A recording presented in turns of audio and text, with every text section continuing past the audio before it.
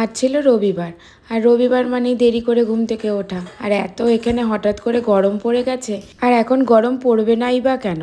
কারণ এপ্রিল মাস প্রায় শেষের পথে। এখন তো গরম পড়বেই পড়বে। মে জুন এখনো তো বাকিই রয়ে গেছে। নর্থের গরম প্রথমে নেওয়াটা সত্যি খুব চাপের বিষয়। একবার নিয়ে নিলে সেটা সহ্য হয়ে যায়। তাই জন্যই মনে হয় সারাক্ষণ এসির ভেতরে থাকি, তাহলেই ভালো লাগবে। কিন্তু এসি তো আর সারাক্ষণ চালিয়ে রাখা যায় না, আর আমাদের এখনো এসি লাগানোও হয়নি। তাই ভেবেছি আজ একেবারে এসি কিনেই ফেলবো। আজ যাই কাল যাই করতে করতে তেমনভাবে আর যাওয়াই হচ্ছিল না।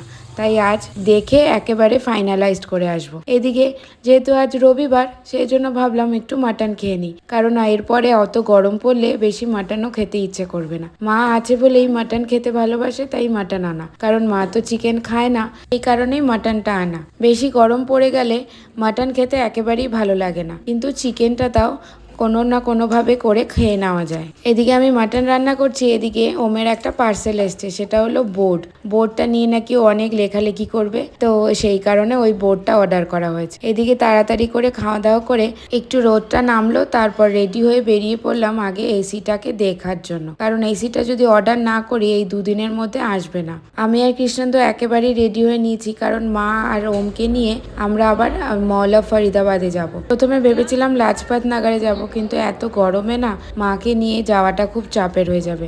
এমনিতেই আমাদের এই সব করতে করতে অনেকটা লেট হয়ে গেছে। প্রায় 8টার মতন বাজে তখন আমরা গাড়িতে। তারপর পৌঁছাতে প্রায় 8:30টার মতন বাজে, তখন আমরা ঢুকলাম মল অফ ফরিদাবাদে। এখন এত গরম না, মলে গেলেই বেশি রিল্যাক্স লাগে। আর আমরা প্রথমে ঢুকেই একটু জুডিওতে ঘুরে নিয়েছিলাম, কারণ সামার কালেকশানে দেখি কি এসছে। আমি আর মা ঘুরছিলাম, আর ওম আর কৃষ্ণেন্দু চলে গেছিলো প্লে জোনে, মানে ওই যে টাইম জোন যেটাকে বলে আর কি। তো ওখানে ঘুরে ঠুরে আমাদের ফোন করলো। ফোন করার পর ভাবলাম কিছু না খেয়ে তো একেবারেই আসা যাবে না, তার তো একেবারে মুখ ভার হয়ে থাকবে। সেই জন্য কেএফসির চিকেন পকোড়া খেয়ে বাড়ি ফিরলাম। আর এদিকে বারাতি দেখতে দেখতে আমরাও তো জ্যামেই পড়ে গেছিলাম। তাহলে নন বেঙ্গলি বিয়ে দেখতে দেখতে আজকের ভিডিওটা এখানেই শেষ করছি। দেখা হচ্ছে পরের ব্লগে। টাটা।